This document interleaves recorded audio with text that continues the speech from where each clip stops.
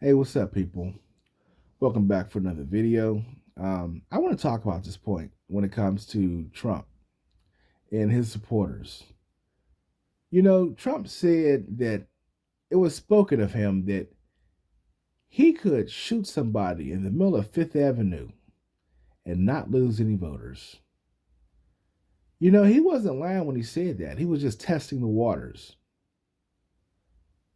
Here's the thing Trump knows his crowd. He really does. That's why he always tries to test the limits with what, you know, they'll allow him to get away with. And they pretty much will let him do anything simply because they feel like he's their last hope. He's basically, a representation. He's a manifestation. He reminds them of the America they once knew. And, you know, when it comes to the current atmosphere as it pertains to white society, they've actually regressed. They've actually gone back to what they used to be back in the 1950s. They've fallen into this whole nationalism stuff, a great many of them. Not all, but, too damn many. Because they feel like that's their only pathway to the future. Whenever I look at these Trump rallies, it's like looking at an island. It's like looking at an island surrounded by water. You know, it's like they're not even on this planet. It's like they're just there's like such a massive gap, disconnect. It's like they're so out of touch. You know, I mean, if you ever see those videos where they do an interview at a Trump rally, they really can't give you a solid reason as to why they made him president. But, the reason couldn't be more obvious. They voted for this guy because they see him as a savior. But, if they only knew. Sometimes, sometimes I think, hey, man, should I just tell him? Well, I don't think, I guess I don't think that completely, but, when I come across some of them, it's like, man, it's like watching somebody walk off a cliff. It's like if you only knew who this dude was, you wouldn't be anywhere near this guy, you know? But, I mean, I don't know. I mean, what do you say? What do you say? I mean, if you ever wanted to look at a cult take form or a cult take shape, it's like looking at Jonestown or looking at the Branch of Davidians or looking at, Heaven's Gate, looking at these people. And I'm not saying this stuff to be insulting, but one thing you need to understand is that there's a strong hold, you know, when it comes to Trump's influence over these people. It's like when you talk to them, I'm telling you, it's like a glaciate glaze look. I'm serious, and I know what that is. Really, it's desperation. They feel there's no one else to turn to. I mean, no one who does the way Trump does. I mean, let's be clear. They can actually create another counter Republican. I mean, I'm not sure about the current ones. A lot of them are just mini Trumps, and you like Bill Maher said, you don't want to listen to a tribute band when the actual band is still around. You don't want to listen to a carbon copy. This is why they're not really aligning themselves when it comes to DeSantis. You know, you can't out Trump. Like, how you gonna be a carbon copy of somebody who's still around and expect to gain any kind of traction? You will always live in this dude's shadow. Like, how you gonna run against this guy and you're imitating him? He doesn't even have a personality. That's why he tries to borrow his from Trump. But, that's not gonna work. He would have been better laying low till 2028, if Trump would leave the White House or if he would start another insurrection and wanting to stay for another 4 more years. But, when I look at these people, I'm just like, dang, man, it's like they're gone. It's like somebody who's been bit by a zombie. They're just like slowly, it's like I'm serious. It's just I don't know what to say for him. I think Michael Moore actually talked about this. You know, like there's something about these people to where you can tell they're not well. I'm serious. And I'm talking about just overall, just it's like I mean, it's like watching something die out. You know, not to sound funny style, but it's really like watching something go extinct. And the reason why is because they haven't adjusted to the times. A lot of this stuff, they engage to is combative to the point to where, it is their end, Like you can't cling to the past considering what it was. There's no future for that. There's no future for what was. Everything changes. And they're not used to change. That's the reason why they're dying out. That they're just, I mean, it's a self-inflicted wound to a large degree. You're scared to change. You isolate. You insulate. You enclave, and I'm saying, you die by yourself. It's that kind of stuff.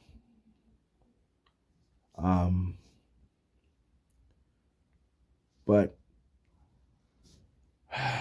yeah, Trump's here for a reason. He's here for a reason, but he's not here to help these people. That's the thing. He's not here to help these people. Let me give you a peek behind the curtain when it comes to what's really at work with Trump. I'll say it this way. Trump is here to lull them into a false sense of security so that they become more reckless and basically self-destructive. That's actually the reason why he's around. He's not here to help them. He's here to use them to his self-sacrifice means. These people are cannon fodder. They're pawns. They're just the ends to a means to an end.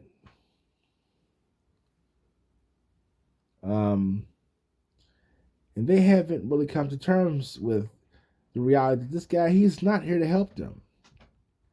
I mean, it's all written across the wall. This guy could give less than a damn.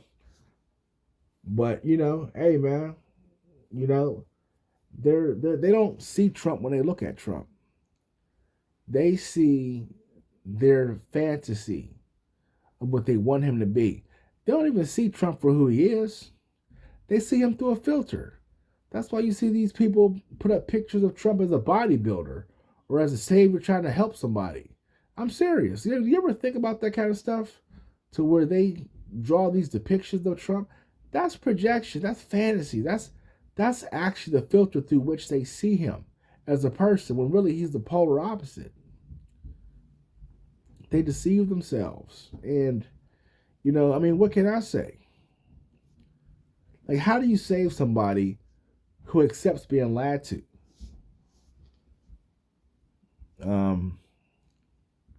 And I think to a large degree, it's really the left side of town with some of the antics they pull that's causing these people to feel like they've come to the right conclusion. I think some of the stuff that's kicking off from the left side of town is actually causing them to cling more to Trump because Trump is just only thing he's doing to some cases. I mean, it's a case of broken clocks, but what he does is he just states the obvious. He states what's already, on people's minds that they don't say. Because he doesn't care about consequences because he never really suffered consequences for his actions. So he has the bravery of a baby. A lot of it is just ignorance. He just doesn't know how hot the stove is. But yeah, he's never faced consequences, actual true consequences, because he would move differently if he ever did. Like it reminds me when he walked outside that courtroom, he's running his mouth for so long And when the judge laid across him, real punishment, he walks outside the courtroom, and I think reporters were like, they asked if he had something to say, and he did the whole zipping motion across his mouth because, he felt that that's the power of consequences, something he never really was hit by. He's reckless, man. So, what can I say?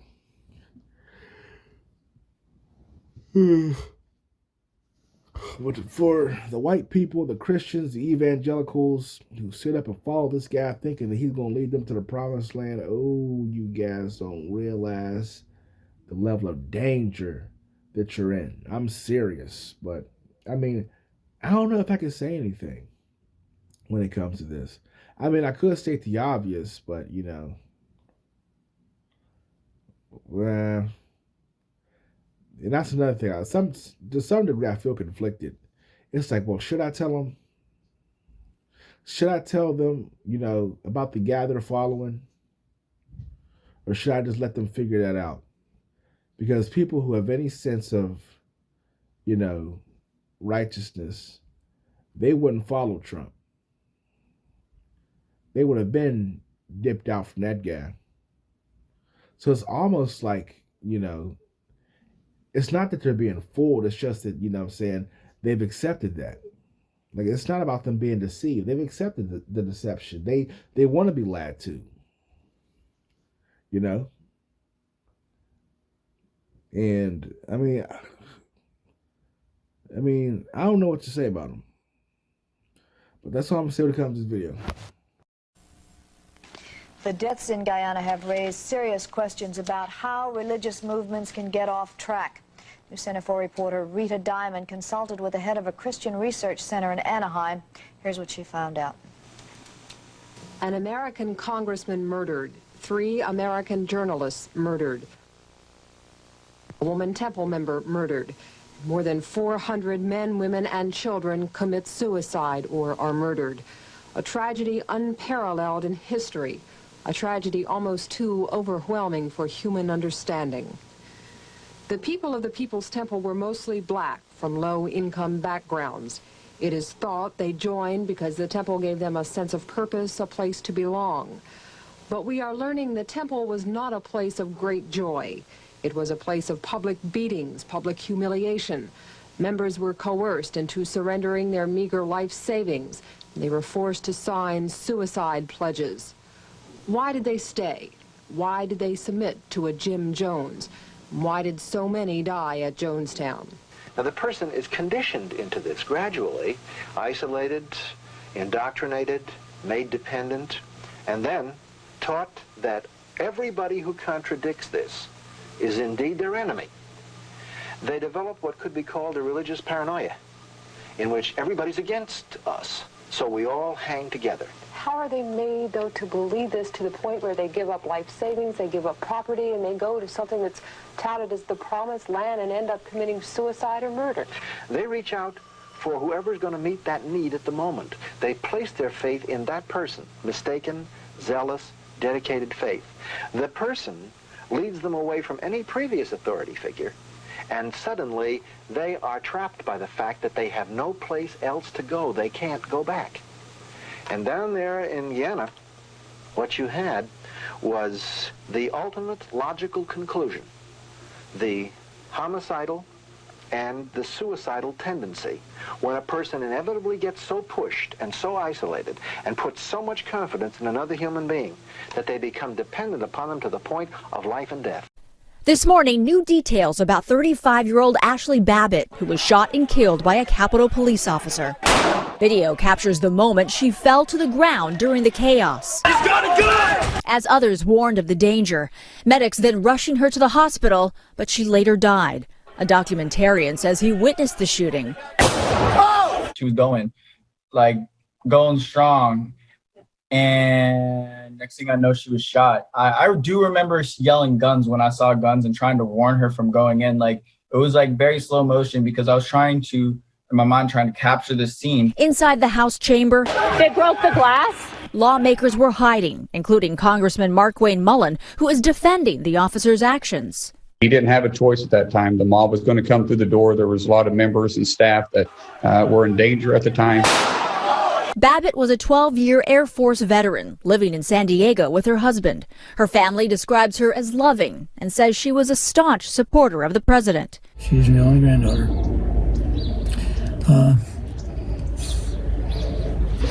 I'm sorry. Her grandfather says Babbitt attended every Trump rally she could. Excellent patriot, an avid Donald Trump fan. She served time in the military. She's passionate about everything, particularly Donald Trump for some reason.